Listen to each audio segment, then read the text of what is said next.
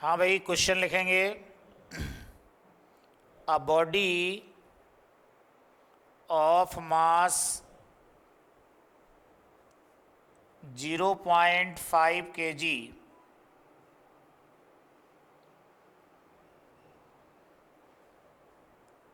travels in a straight line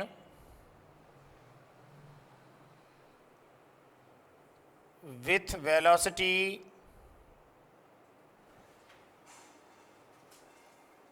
और velocity का equation given है। ये इक्वेशन लिख लेंगे। v equal to a x की पावर 3/2 वेयर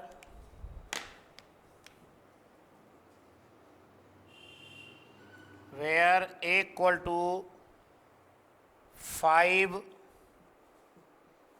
मीटर की पावर -1/2 और सेकंड की पावर -1 फुल स्टॉप।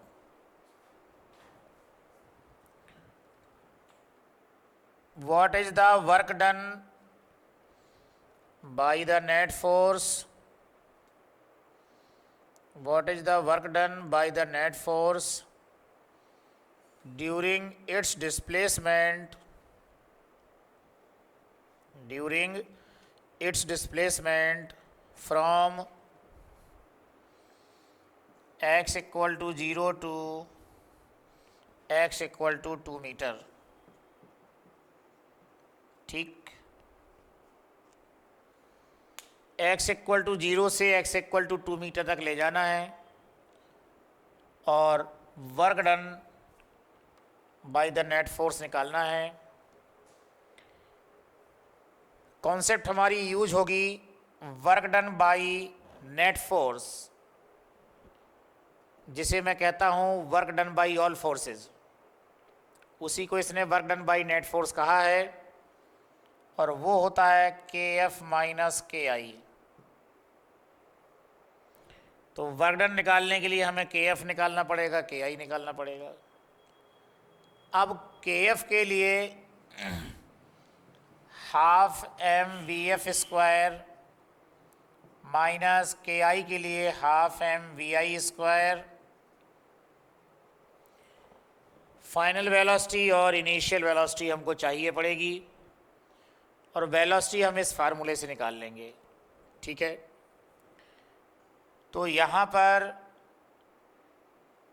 हम इस चीज़ को अब बाद में लिखेंगे। ये तो हमने सोच लिया है कि ऐसा करना है सवाल को। अब हम पहले VF और VI ही निकालेंगे। ठीक है, तो सॉल्यूशन में ये इक्वेशन पहले लिखेंगे। v equal to a x की पावर 3/2। जब हम x की वैल्यू 0 रख देंगे तो हमारा VI निकल आएगा। तो putting x equal to 0 we get VI equal to a और x की वैल्यू 0 रख दी तो ये पूरा 0 हो गया। इसके बाद में पुटिंग x इक्वल टू 2, यहाँ पर देखो x इक्वल टू 2 रखेंगे तो we get VF equal to a और x की जगह पर क्या रखोगे 2 पावर 3/2। a की वैल्यू है तुम्हारे पास 5। देखो 2 की पावर 3 को आप लिख सकते हैं 2 इंटू 2 इंटू 2 और पावर अपॉन 2 है तो इसका मतलब स्क्वायर रूट हो गया। तो ये आ गया 5 इंटू 2 का स्क्वायर रूट 2 हो जाएगा और ये √2 यानी 10√2 मीटर पर सेकेंड आया। तो हमने VI निकाल लिया और VF निकाल लिया। अब हम लिखेंगे इसमें using work energy theorem. Work energy theorem W equal to KF minus KI। KF की जगह वही half mVF² minus half m v i square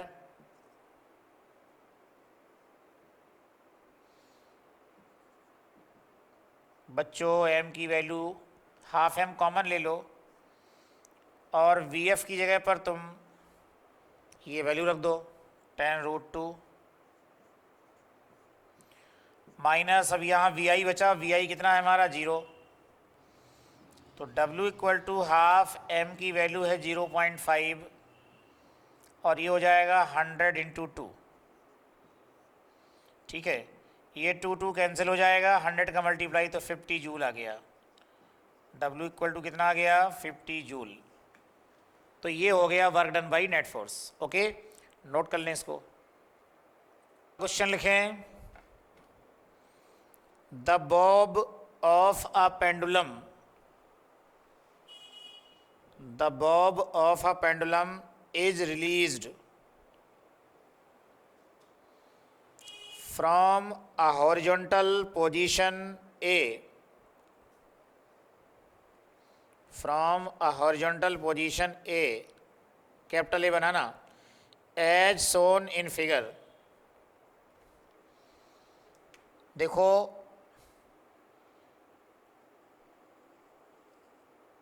एक ये स्ट्रिंग है और ये बॉब है, ये पोजीशन ए है,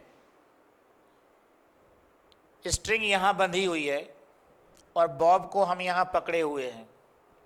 फिर हमने इसको छोड़ दिया, जब छोड़ देंगे तो ये बॉब जो है इस तरह से सर्कल पर चलता हुआ यहाँ आया।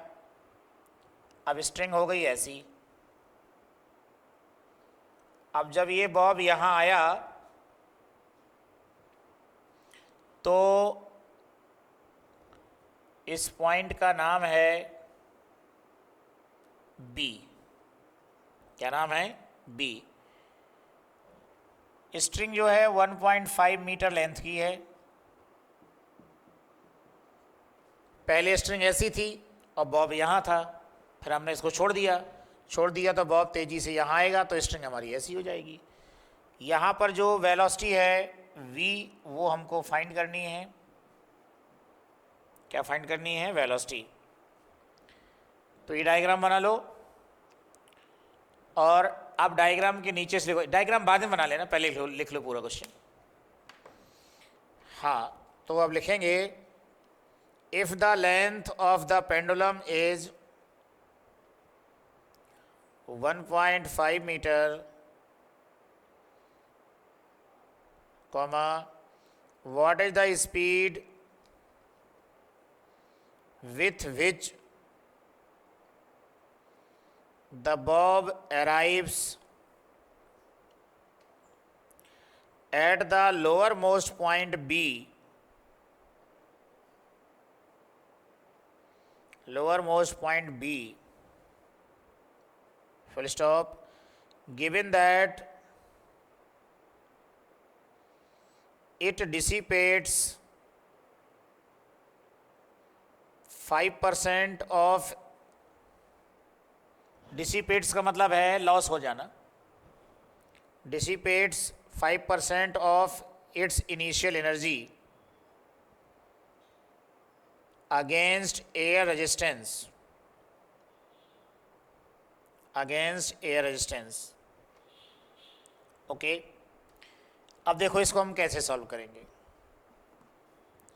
पहली बात तो यह है, जब बॉब यहाँ था तो रुका हुआ था, काइनेटिक एनर्जी इसमें होगी नहीं, केवल पोटेंशियल एनर्जी ही होगी।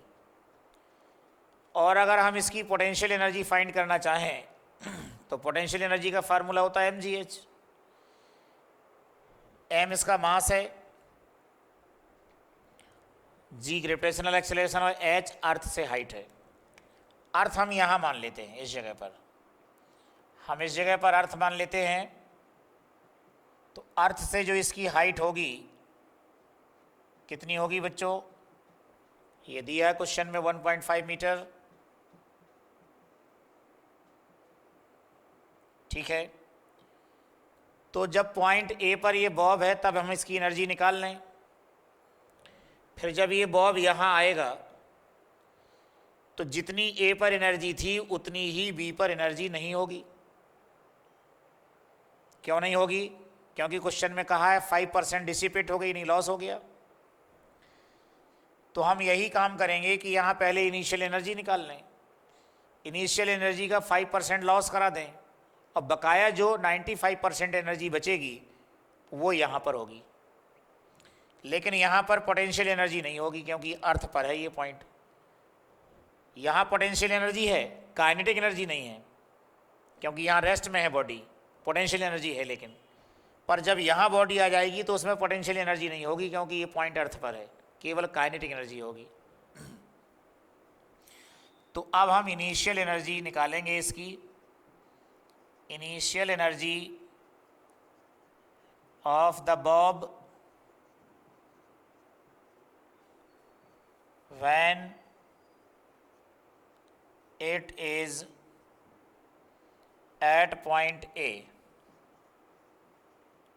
it is at point A, जब A पर है तब, इक्वल टू mgh। अच्छा, मास की हमें ज़रूरत नहीं है और ये क्वेश्चन में गिवन भी नहीं है, जी ज्यों का त्यों h की वैल्यू जरूर 1.5 रख देना, क्योंकि जब यहाँ पर बॉब है तो अर्थ से हाइट कितनी है उसकी? 1.5 मीटर। ठीक है, तो इतना हो गया। अब लॉस्ट एनर्जी निकालना है, क्वेश्चन में दिया है ये, lost energy equal to 5% of initial energy, of initial energy. बच्चों, हम ये देख रहे हैं कि 5/100 mg इंटू 1.5 इस तरह से हो जाएगा।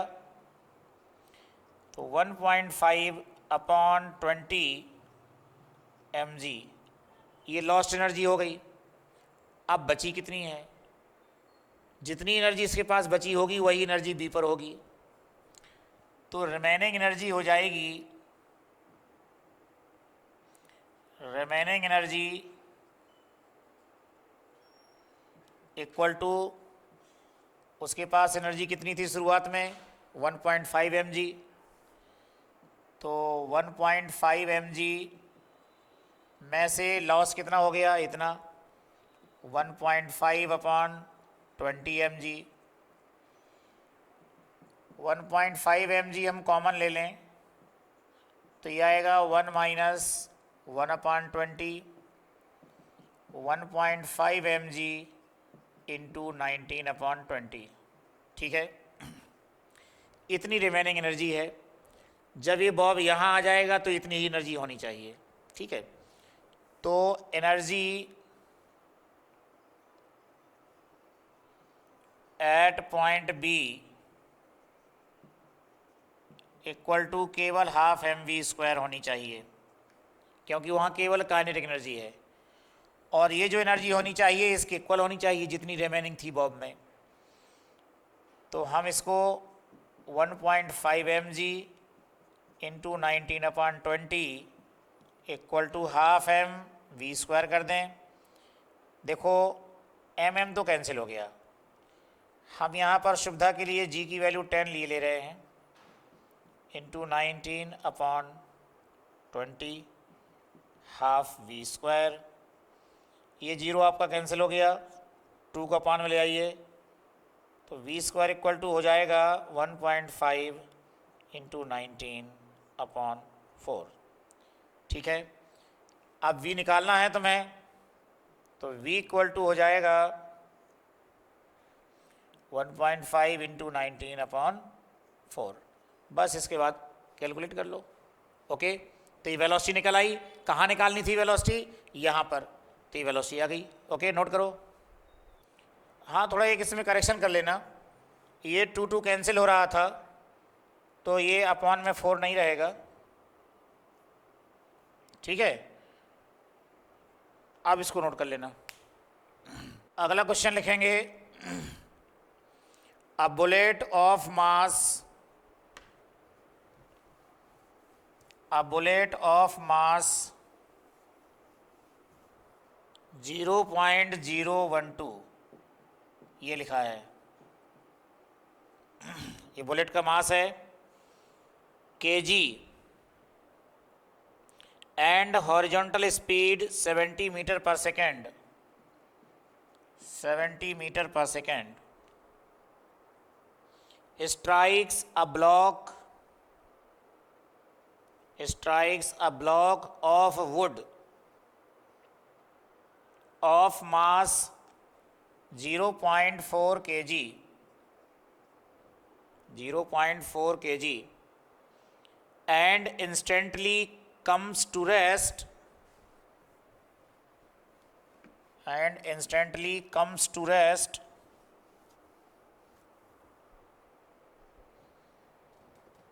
inside the block, full stop. The block is suspended from the ceiling. The block is suspended from the ceiling by means of thin wires. By means of thin wires. Full stop. Calculate the height to which the block rises. To which the block rises. Full stop. Also estimate the amount of heat produced in the block. अब चलो इसका solution बताते हैं। देखो भाई, ये कोई ceiling है और इस सीलिंग से हमने इस तरह से रस्सी बांध ली है, हमने 2 रस्सियाँ बांध ली और एक ये ब्लॉक है।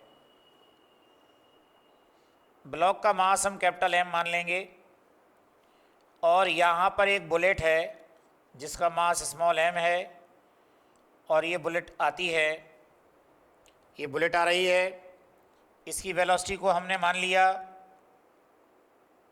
u। क्या मान लेंगे? u। अब ये बुलेट आती है और टकराती है और इसी ब्लॉक में ही अंदर रह जाती है,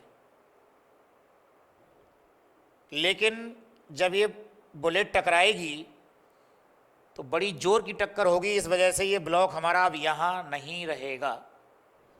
टक्कर के कारण ऐसे जाने लगेगा और उसकी सिचुएशन जो होगी कुछ देर बाद ऐसी हो जाएगी। ये जो स्ट्रिंग्स बंधी थी वो इस तरह से हो जाएंगी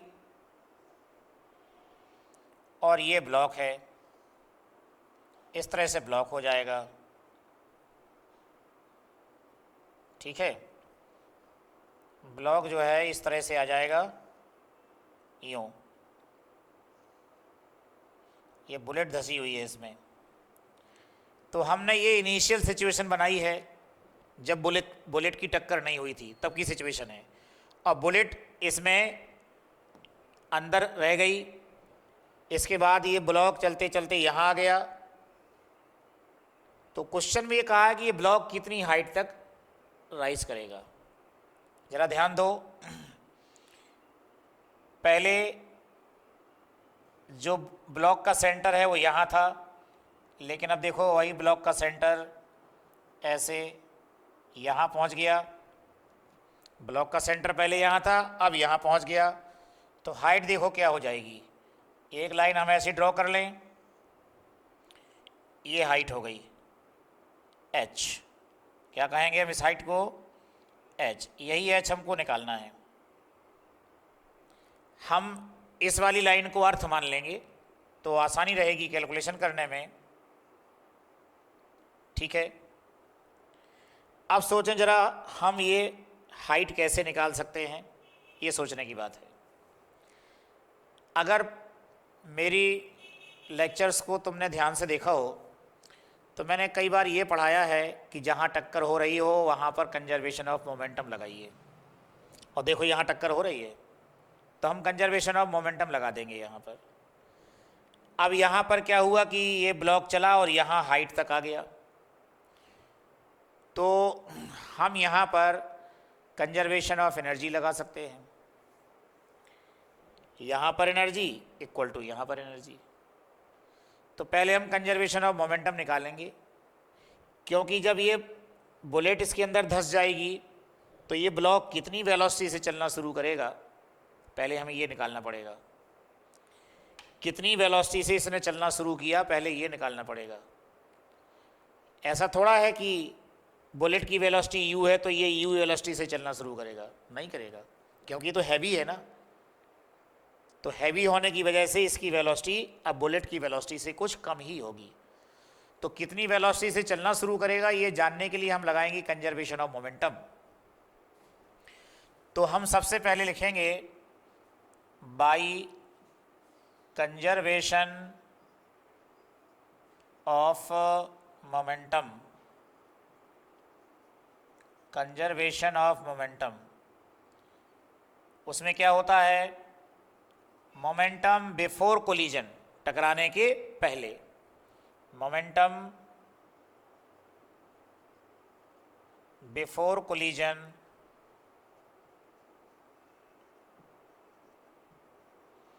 equal to momentum after collision, momentum after collision. ठीक है। अब यहाँ पर मोमेंटम जब निकालेंगे तो बुलेट का भी मोमेंटम लेंगे और ब्लॉक का भी मोमेंटम लेंगे। इनिशियली तो केवल बुलेट ही चल रही है, तो इसका मोमेंटम हो जाएगा mu प्लस m इंटू 0। ये कैपिटल M क्या है, ब्लॉक का मास है, लेकिन ब्लॉक की वेलोसिटी क्या है, 0 है।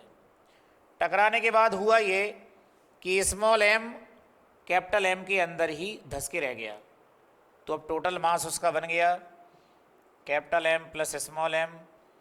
और अब मान लीजिए ये कंबाइंड सिस्टम, यानी बुलेट अंदर धंस गई ब्लॉक के, ये पूरा कंबाइंड सिस्टम v वेलोसिटी से चला, तो वो v वेलोसिटी हो गई।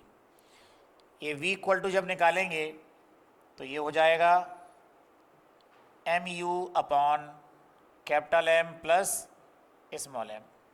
ध्यान दें, ये स्मॉल m है आपका, ये u है आपका, और ये कैपिटल M है आपका। ठीक है, बुलेट का मास है, बुलेट की वेलोसिटी है, ये ब्लॉक का मास है। अब ब्लॉक की वेलोसिटी हम इस तरह से निकाल सकते हैं। ठीक, तो जब ये टक्कर हुई तो टकराने के जस्ट बाद इतनी वेलोसिटी से इसने चलना शुरू किया। अब जैसे जैसे ये ब्लॉक ऊपर चला जाएगा वेलोसिटी इसकी डिक्रीज होती चली जाएगी, और हाइट देखो क्या होती चली जा रही है, इंक्रीज होती जा रही है। तो अब ये हाइट निकालने के लिए हम लगाएंगे conservation of momentum, sorry conservation of energy by conservation of energy. कभी भी कंजर्वेशन ऑफ एनर्जी लगाएं तो आप 2 पॉइंट चूज करेंगे, दोनों पॉइंट पर के ई प्लस पी इक्वल कर देंगे। तो जैसे मैंने एक पॉइंट ये चूज़ किया ए और एक पॉइंट चूज़ किया मैंने बी, यानी K E plus P at A equal to K E plus P at B, ऐसा लगाएंगे फार्मूला। तो K E plus P E at A equal to K E plus P E at B. अब यहाँ पर के ई निकालेंगे तो kinetic energy, kinetic energy के लिए हाफ एम वी स्क्वायर होता है, तो capital M plus small m into v square. भाई टोटल मास लिया जाएगा ना यहाँ पर, तो हाफ एम वी स्क्वायर हो गया। पोटेंशियल एनर्जी यहाँ पर 0 होगी, क्योंकि हमने इस लाइन को क्या मान लिया है, अर्थ मान लिया, तो अर्थ पर पोटेंशियल एनर्जी 0 होती है। अब जब ये बी पर ब्लॉक आ गया तो यहाँ काइनेटिक एनर्जी 0 हो जाएगी, लेकिन अर्थ से हाइट h है तो इसकी पोटेंशियल एनर्जी हो जाएगी mgh होता है, तो ये हो गया। m की जगह पर capital M plus small m रहेगा ना, दोनों कंबाइंड हो गए हैं। यहाँ पर half capital M plus small m तो है ही, v की जगह पर तो हम ये वैल्यू लिख सकते हो, तो ये आ जाएगा m square u square upon capital M plus small m का होल स्क्वायर। ये capital M plus small m और जी एच। ये capital M plus small m देखो ये कैंसिल हो जाएगा। ऐसा कर सकते हैं, इसको कैंसिल कर दो ऐसे, ठीक है, इसको कैंसिल कर दिया हमने। अब एच हमको चाहिए तो जी अपॉन में आ जाएगा, तो एच इक्वल टू हो जाएगा m square u square upon 2 g और capital M plus small m का होल स्क्वायर। हमें एच चाहिए था। अब एच के लिए हम इसमें वैल्यू रखेंगे, तो यहाँ पर स्मॉल एम कितना है आपका 0.012 स्क्वायर, यू है हमारे पास 70 अपॉन 2, जी की वैल्यू 9.8 रखे दे रहे हैं। आप लोग चाहें तो 10 भी रख सकते हैं, लेकिन थोड़ा सा आंसर में डिफरेंस आ जाएगा। Capital M plus small m, capital M हमारे पास 0.4 है, स्मॉल एम 0.012 है और ये स्क्वायर, ठीक है। तो यहाँ पर हम अब पूरा कैलकुलेशन कर लेंगे तो स्मॉल एच की वैल्यू हमको मिल जाएगी, ठीक है। और वो स्मॉल एच की वैल्यू जो आनी चाहिए वो आएगी 0.212 मीटर, 0.212 मीटर।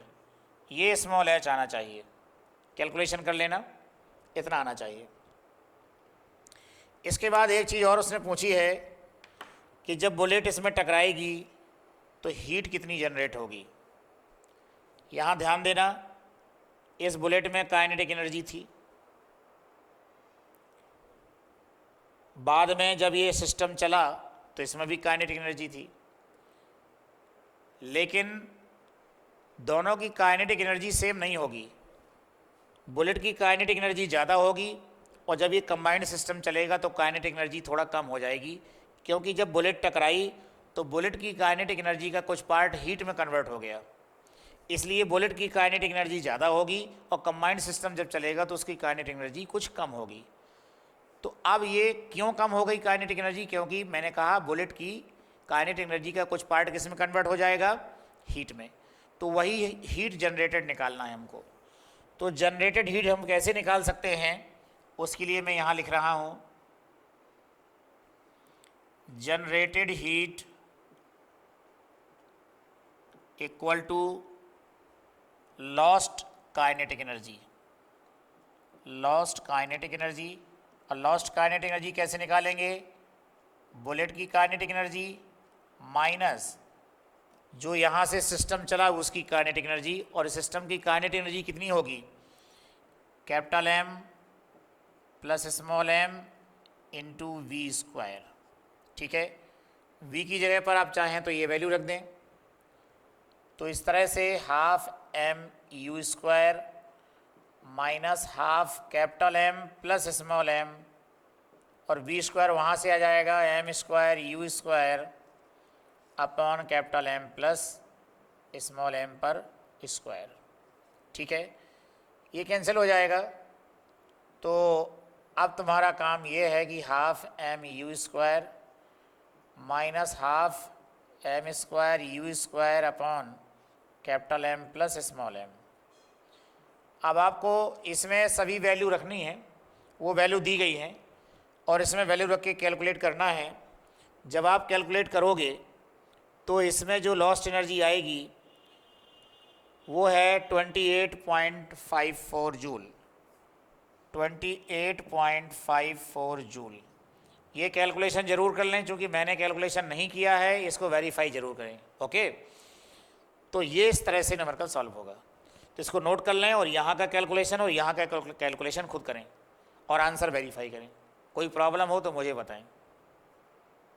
न्यूमेरिकल करेंगे। A trolley of mass 200 kg, a trolley of mass 200 kg moves with a uniform speed,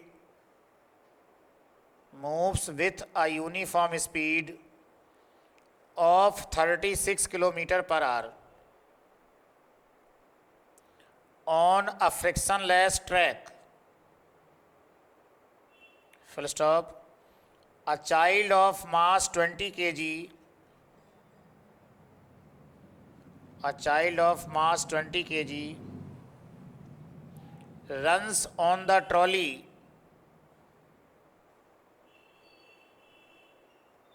ये पहले चाइल्ड बैठा हुआ था ट्रॉली पर, runs on the trolley from one end to the other, from one end to the other, bracket में देना 10 metre away, bracket बंद, with a speed of 4 metre per second relative to the trolley in a direction opposite to the trolley's motion, in a direction opposite to the trolley's motion, and jumps out of the trolley, full stop. What is the final speed of the trolley?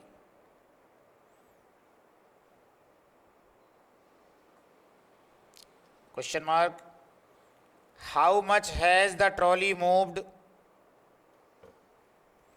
How much has the trolley moved?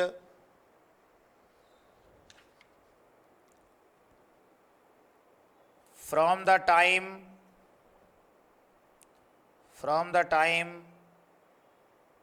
the child begins to run. The child begins to run. एक बात ध्यान देना, पहले child बैठा हुआ था, देखो ये ट्रॉली बना दूं मैं, ये देखो ट्रॉली है और यहाँ पर कहीं चाइल्ड था, ये चाइल्ड है, बैक एंड से इसकी डिस्टेंस है 10 मीटर, पहले ये बैठा था फिर दौड़ने लगा इधर, तो इनिशियल हम ये देख रहे हैं कि ट्रॉली और चाइल्ड दोनों सेम वेलोसिटी से जा रहे हैं, जो वेलोसिटी ट्रॉली की होगी वही वेलोसिटी चाइल्ड की है, चाइल्ड इनिशियली बैठा हुआ है ट्रॉली पर, कितनी वेलोसिटी है भाई इसकी ट्रॉली की, 36 किलोमीटर पर आवर, 36 इंटू 5/18, तो ये आ गया 10 मीटर पर सेकेंड। तो इसमें हम कंजर्वेशन ऑफ मोमेंटम लगाएंगे, उसके लिए हम इनिशियल मोमेंटम निकालेंगे, फाइनल मोमेंटम निकालेंगे, फिर दोनों को इक्वल कर देंगे। तो इनिशियल मोमेंटम इक्वल टू, तुम लोग जानते हो, मास इनटू वेलोसिटी होता है। अब मास किसका लें, ट्रॉली और चाइल्ड दोनों का लेना पड़ेगा, क्योंकि जो हमारा सिस्टम है उसमें ट्रॉली भी है और चाइल्ड भी है। तो ट्रॉली का मास कितना दिया है क्वेश्चन में, 200 kg दिया है, चाइल्ड का मास कितना दिया है, 20 kg दिया है, और वेलोसिटी अभी हमने 10 निकाली, तो ये आ जाएगा kg मीटर पर सेकेंड। इतना इनिशियल मोमेंटम आया। अब जब ये चाइल्ड दौड़ने लगा तो अब ट्राली की वेलोसिटी 10 मीटर पर सेकेंड नहीं रह जाएगी, क्योंकि तुम लोग जानते हो कि हम ये जो चाइल्ड जब दौड़ेगा तो इसके पैरों के द्वारा फोर्स भी लगेगा ट्रॉली पर, तो ट्रॉली की वेलोसिटी चेंज हो जाएगी। तो मान लीजिए कि जो चाइल्ड है इसकी velocity of child with respect to ground with respect to ground मान लीजिए v1 है।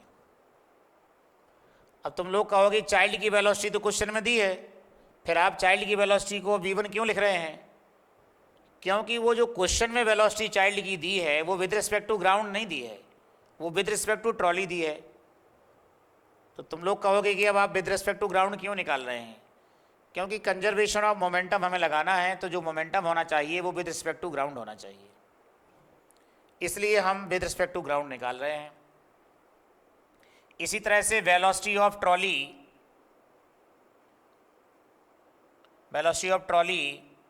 विद रिस्पेक्ट टू ग्राउंड वो हमने मान लिया v2। अब हम रिलेटिव मोशन में पढ़ा चुके हैं, इस तरह के क्वेश्चन कराए थे मैंने। तो velocity of child with respect to trolley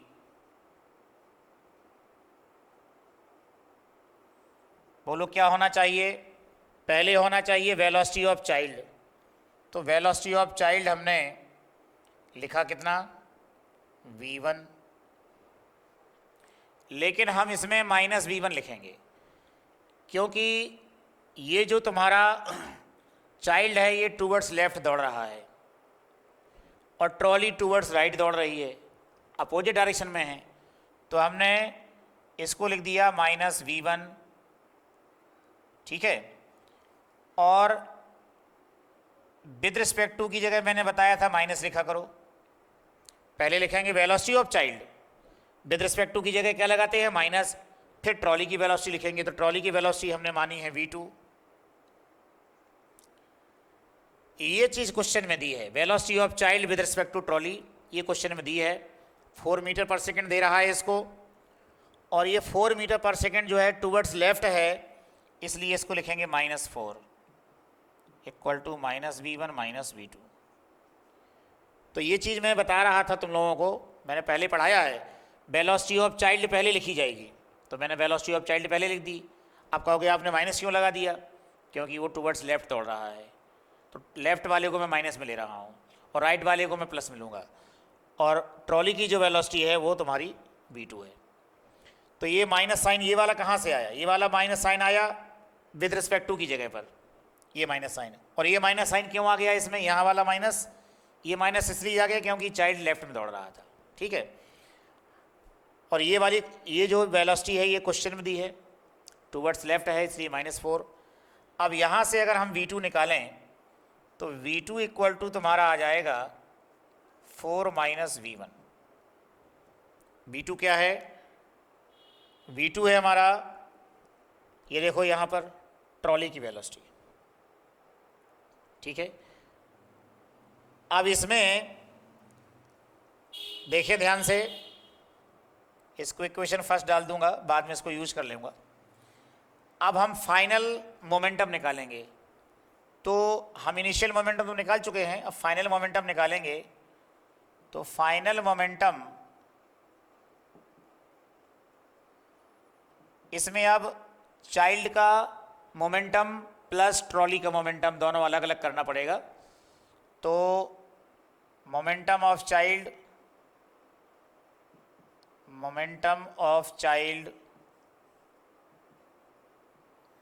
plus momentum of trolley,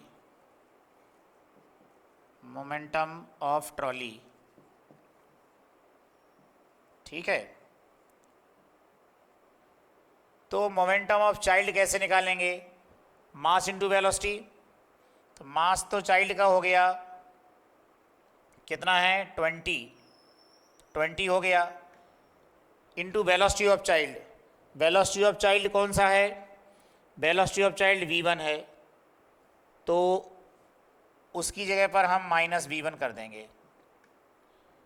momentum में भी हमें विद साइन ही वैल्यू लेनी पड़ेगी। -v1 क्यों लिख देंगे? क्योंकि जो v1 है वो तुम्हारा लेफ्ट में है। इसके बाद प्लस मोमेंटम ऑफ ट्रॉली, तो इसमें मास इंटू वेलोसिटी। तो मास कितना है ट्रॉली का? 200, और जो वेलोसिटी है ट्रॉली की वो हम निकाल चुके हैं, देखो ये है 4 -v1। 4 -v1, ये राइट साइड है इसलिए हमें पॉजिटिव ही लेना है। तो ये तुम्हारा आ गया -20v1 प्लस 800 -200v1, तो ये तुम्हारा हो गया माइनस का 220v1 प्लस 800। अब हम बाई कंजर्वेशन ऑफ मोमेंटम लिखेंगे, बाई कंजर्वेशन ऑफ मोमेंटम। उसके according initial momentum equal to final momentum करना है। तो इनिशियल मोमेंटम ये हो गया और फाइनल मोमेंटम हो गया -220v1 प्लस 800। इसको हम यहाँ ले आएँ तो कितना हो जाएगा ये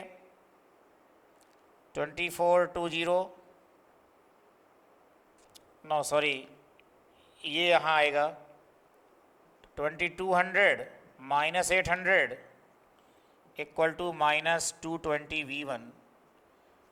तो यहाँ पर ये तुम्हारा आ गया कितना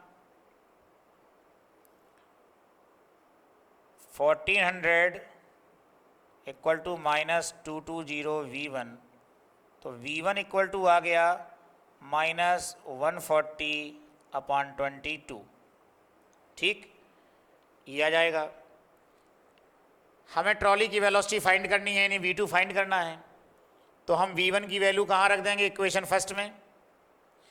ठीक है, तो यह इक्वेशन फर्स्ट यहाँ ना माने, यहाँ सीधे मान लेते हैं, इक्वेशन फर्स्ट यहाँ मान लेते हैं।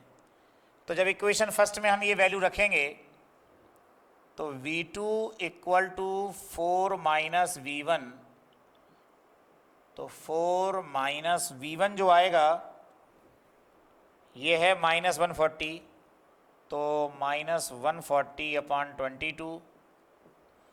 तो v2 इक्वल टू हो जाएगा 88 प्लस 140/22, और ये तुम्हारा हो जाएगा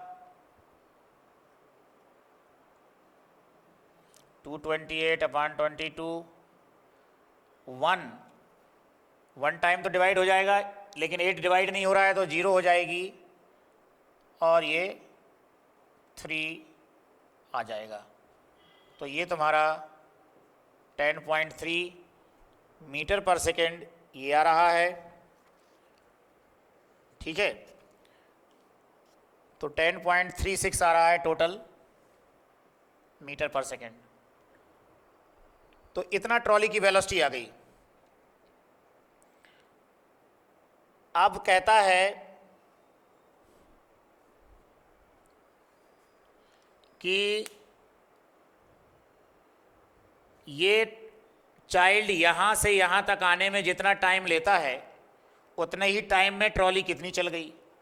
तो पहले हम टाइम निकालें कि चाइल्ड ने कितनी डिस्टेंस कवर की है, 10 मीटर, और चाइल्ड की जो वेलोसिटी है v1 वो क्वेश्चन में दी है, कितनी दी थी क्वेश्चन में, 4 दी थी, ये 4।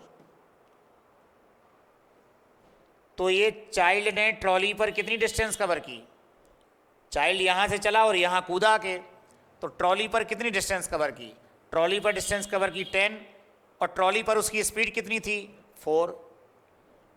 अब तुम लोग कहोगे ट्रॉली पर स्पीड अगर उसकी 4 थी तो आपने ये क्या निकाला है, ये v1। ये चाइल्ड की velocity with respect to ground है। तो यहाँ पर हम जो डिस्टेंस ले रहे हैं वो कहाँ कवर की गई है, ट्रॉली पर कवर की गई है ना, तो चाइल्ड की वेलोसिटी भी ट्रॉली पर होनी चाहिए। तो इसमें हम फार्मूला लगाएंगे टाइम निकालने के लिए, और वो टाइम मैं यहाँ लिख देता हूँ, time equal to distance upon speed. ये टाइम किसको लगा है, चाइल्ड को लगा है। चाइल्ड ने कितनी डिस्टेंस कवर की, 10 मीटर। कहाँ डिस्टेंस कवर की, ट्रॉली पर। तो चाइल्ड की स्पीड कौन सी होनी चाहिए, जो ट्रॉली पर उसकी है, और ट्रॉली पर स्पीड कितनी गिवन थी क्वेश्चन में, 4। अब साइन नहीं लेना है, अब केवल मैग्नीट्यूड लेंगे। तो ये तुम्हारा हो जाएगा 2.5 सेकेंड, यानी चाइल्ड को यहाँ तक आने में 2.5 सेकेंड का टाइम लगेगा। इतने ही टाइम में जब तक ये चाइल्ड चलते चलते चलते चलते यहाँ आ पाएगा उतना ही टाइम में ट्रॉली आगे चली जाएगी। तो कहता ट्रॉली ने कितनी डिस्टेंस कवर की, तो ट्रॉली के द्वारा कवर डिस्टेंस निकाल लेंगे। ठीक है, और ट्रॉली के द्वारा कवर डिस्टेंस कैसे निकालोगे, s suffix trolley, s suffix trolley. S suffix trolley का क्या मतलब हुआ, ट्रॉली के द्वारा cover distance equal to speed into time. तो स्पीड इनटू टाइम, अब किसकी स्पीड, ट्रॉली की। अब ट्रॉली की कौन सी स्पीड रखोगे, ये 10 मत रखना, 10 तो तब थी जब चाइल्ड बैठा हुआ था, और जब चाइल्ड दौड़ने लगा तब उसकी स्पीड चेंज हो गई, और कितनी आई है चेंज होकर के 10.36। तो 10.36 मल्टीप्लाई बाई टाइम कितना आया 2.5, और इसका जब हम मल्टीप्लाई कर देंगे तो ये मल्टीप्लिकेशन आएगा 25.9 मीटर, 25.9 मीटर। तो अब यहाँ पर एक चीज़ अच्छी तरह से समझ लीजिए, हमने इनिशियल मोमेंटम निकाला। इनिशियल मोमेंटम का मतलब जब चाइल्ड बैठा हुआ था ट्रॉली में, जब चाइल्ड बैठा हुआ था तो मास इनटू वेलोसिटी लगाया, मास ट्रॉली का प्लस चाइल्ड का, वेलोसिटी तो दोनों की सेम है क्योंकि दोनों सेम वेलोसिटी से जा रहे होंगे। लेकिन जब चाइल्ड दौड़ने लगा तो चाइल्ड के पैरों से फोर्स लगेगा ट्रॉली पर, तो इसकी वेलोसिटी चेंज हो जाएगी ट्रॉली की। अब ट्रॉली की वेलोसिटी कितनी हो जाएगी ये निकालने के लिए हमने ये कॉन्सेप्ट लगाई, velocity of child with respect to trolley. तो अब ग्राउंड के रिस्पेक्ट में कितनी है चाइल्ड की वेलोसिटी v1, और ग्राउंड के रिस्पेक्ट में ट्रॉली की वेलोसिटी कितनी है v2। हमें ग्राउंड के रिस्पेक्ट में इसलिए निकालना पड़ेगा क्योंकि मोमेंटम कभी भी निकालेंगे तो हमें जो वेलोसिटी होनी चाहिए वो ग्राउंड के रिस्पेक्ट में होना चाहिए, और जो ये चाइल्ड की वेलोसिटी दी गई थी वो ट्रॉली के रिस्पेक्ट में दी गई थी, इसलिए हमने ग्राउंड के रिस्पेक्ट में पहले वेलोसिटी का कैलकुलेशन किया, इसके बाद फिर से मोमेंटम निकाला और दोनों मोमेंटम को इक्वल कर दिया, तो वेलोसिटी मिल गई हमें ट्रॉली की, चाइल्ड की, दोनों की मिल गई। ठीक है, और ये चाइल्ड को यहाँ से यहाँ तक कितना टाइम लगेगा आने में, वो हमने टाइम निकाल लिया। उसी टाइम में ट्रॉली कितनी डिस्टेंस कवर कर जाएगी वो हमने डिस्टेंस निकाल ली, और यही हमें फाइंड करना था। ओके, इसको नोट कर लें।